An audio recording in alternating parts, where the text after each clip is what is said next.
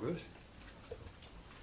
Well, welcome, ladies and gentlemen. It's been a very busy few days at the Shangri-La Dialogue, and let me start by thanking Dr. John Chipman and IISS for hosting the dialogue and for having me here. Over the last few days, I've met more than 15 defence ministers from the region. Two Prime Ministers, Prime Minister Kishida of Japan and Prime Minister Lee of Singapore. Met the defence ministers of our trilateral partners, Minister Kishi of Japan and Secretary of Defence Austin of the United States. Met with the Five Powers Defence Arrangement, which is the oldest piece of defence architecture that we have within the region, which has now had more than 50 years in place. Met most of the defence ministers of ASEAN. I've also met with the defence ministers of the Pacific who are present. The dialogue has been an opportunity for Australia to affirm its commitment to the global rules-based order at a time when the global rules-based order is being placed under pressure. The war in Ukraine has made it clear that there are countries, in this case Russia, which seek to challenge the global rules-based order. But the global rules-based order and the idea that countries are able to negotiate their differences with each other on the basis of rules as opposed to the basis of power is what has underpinned prosperity and stability within our region. It has been absolutely fundamental to the economic success of East Asia. It's been fundamentally important to the economic success of Australia. And when you think about the UN Convention on the Law of the Sea, which provides for the freedom of navigation of vessels around all the oceans of the world, but including the South China Sea, you realise how completely important and fundamental this is to Australia's national interest. We also meet at a time where there is significant military build-up. Indeed, the military build-up of China is the largest build-up of military that we have seen since the end of the Second World War. Now, Australia it completely understands the right of countries to modernise their military. But this must happen with transparency. It must happen in combination with reassuring statecraft, so that neighbours and other countries have a sense of comfort about their own future and destiny in the face of that. Australia has engaged in the modernisation of its own military. We've been doing that as a prudent response to the strategic circumstances that we have found. But in doing that, we have been completely transparent about the reasons why and what we are doing. And in so doing, making it clear that this not only provides for the security of Australia, but in giving a much better balance of power within the region, provides for security to the region as well. The dialogue was also an opportunity for me to meet with my Chinese counterpart, Defence Minister Wei, which I did earlier today. It's 3 years since Defence Ministers of our two countries have met. This was an important meeting, one which the Australian government welcomes. It was an opportunity to have a very frank and full exchange in which I raised a number of issues of concern to Australia, including the incident involving Australia's P-8 aircraft on the 26th of May, and Australia's abiding interest in the Pacific and our concern to ensure that the countries of the Pacific are not put in a position of increased militarisation. This was an important meeting between two countries of consequence in the Indo-Pacific region. It was a critical first step. And as Secretary Austin observed after his own meeting with Defence Minister Wei, it is really important in these times to have open lines of dialogue. Australia and China's relationship is complex, and it's precisely because of this complexity that it is really important that we are engaging in dialogue right now. Questions? Minister, you've laid out a pretty sort of expansive plan for Australian defence capability. Does that grow any mismatch with your friends across the ditch in New Zealand? And how does that affect the work that the two militaries are able to do together if you have that sort of gap in capability? Well, firstly, we really value, obviously, our relationship with New Zealand. I don't think there are two countries in the world that are closer than Australia and New Zealand, and we particularly value the relationship between our two militaries. The Anzac spirit goes to the core of both nationals, the character of both nations. And that is felt right through to today. We welcome our engagement, which is really close, very organic, with the New Zealand Defence Forces, and as we move forward in terms of modernising our own military, that's completely consistent with the relationship that we have with New Zealand and the continued interoperability between our two defence forces. How did General Wei react when you raised those issues like Pacific expansion and interception of the plane and sort of intimidating behaviour in the sea? This was an important conversation, but beyond what I've already said, it's a conversation which I intend to keep private. Can you say how long you were in just the details, and how long was for? Was it at his quarters in the hotel, or your quarters? Or, On Friday night, at the dinner, General Wei and I both met as we were sitting on the same table. We both agreed that it was important that our two countries meet. That's how the meeting came about today. It was hosted by China. The meeting went for more than an hour. As I say, it was a really important meeting, an important first step. I don't want to disclose the details of the meeting beyond those which I've already said.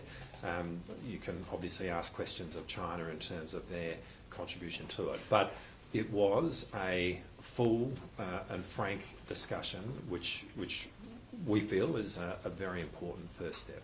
What will be the next step if that was the first step? We want to take this in a very sober and very deliberate manner. You know, we don't underestimate the difficulties that we've had in our bilateral relationship. The fact that this is the first meeting at a ministerial level in almost 3 years is very significant. We will take this as a step-by-step process, but the fact that we've been able to have this meeting today is an important step in the process. Minister, could I ask a couple of questions on that meeting and how things proceed from here? Does the Australian government have some broad conception, some roadmap about how to move forward now? Are there particular priorities, for example, about issues that need to be resolved first and how that's going to move step by step? Secondly, if I could ask a question in the interest of transparency, you know, you've been talking about the AUKUS nuclear-propelled submarine proposal here. I'm guessing that Minister Wei also raised that. What's the new government's rationale for going ahead with this proposal to seriously consider nuclear-propelled submarines? What do they bring to Australian defences? What's your rationale for them? Okay, let me deal with the first of those. We have made really clear that the relationship with China is broad and it is complex. China's our largest trading partner, and we value a productive relationship with China, and it's a point we've made for a long time. That said, we have a whole lot of national interests, and we are not going to waver from asserting those in the strongest possible terms. And I've described today how important for us the rules-based order is in a range of areas, but particularly the way the United Nations Convention on the Law of the Sea applies freedom of navigation to the South China Sea. We've made it really clear about the importance of not militarising the Pacific. We've made it really clear our intention to revitalise our relationships with the countries of the Pacific, which you have seen with the energy and the way in which Foreign Minister Wong has gone out into the Pacific and got those relationships going again. So our focus is going to be on taking Australia forward and our place in the world in that way.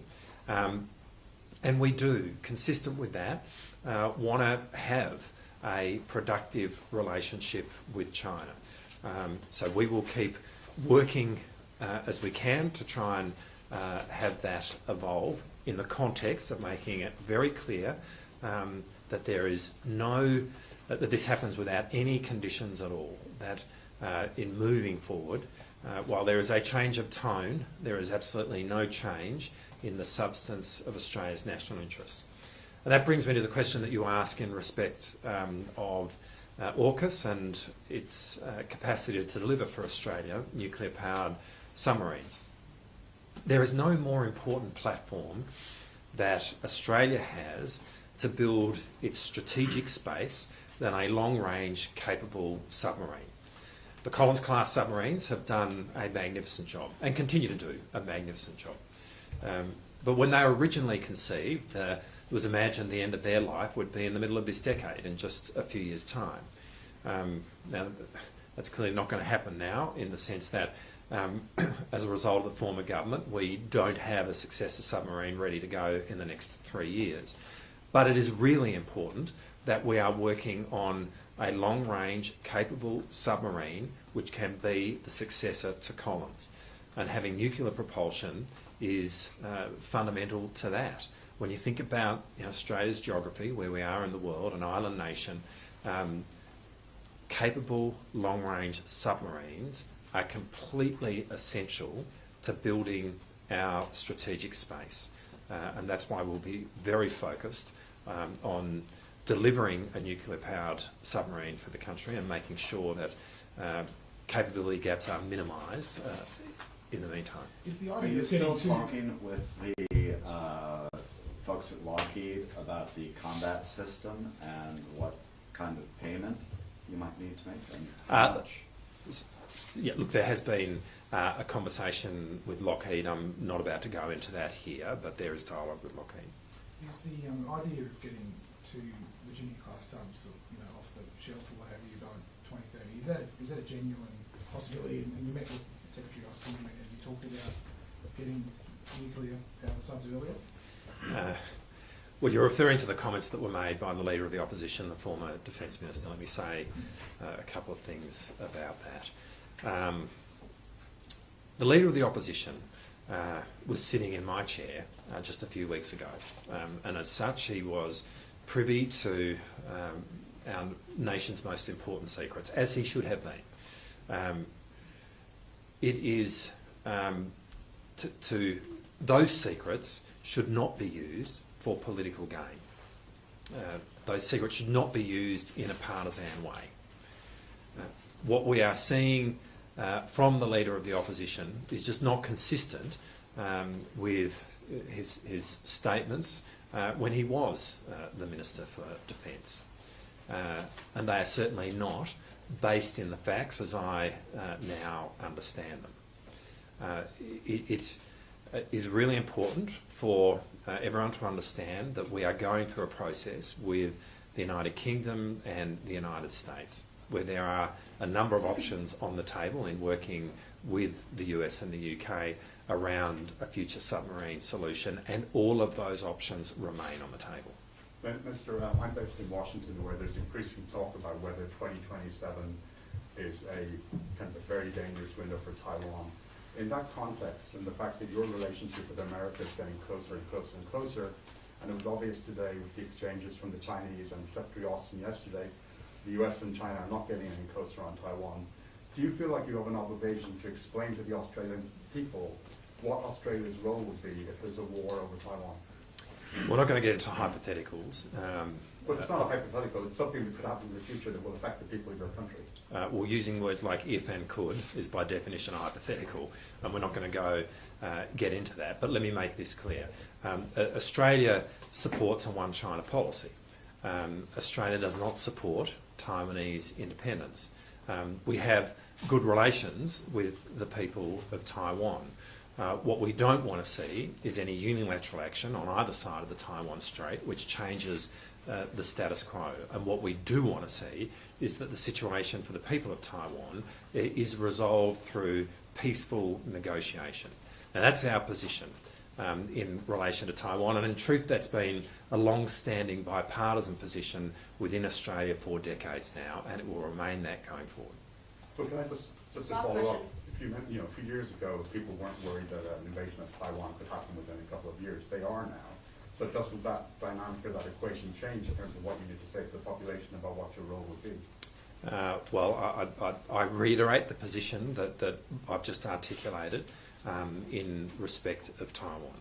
I mean, we really welcome America's engagement in East Asia. That is fundamentally important, that we have America engaged in this part of the world.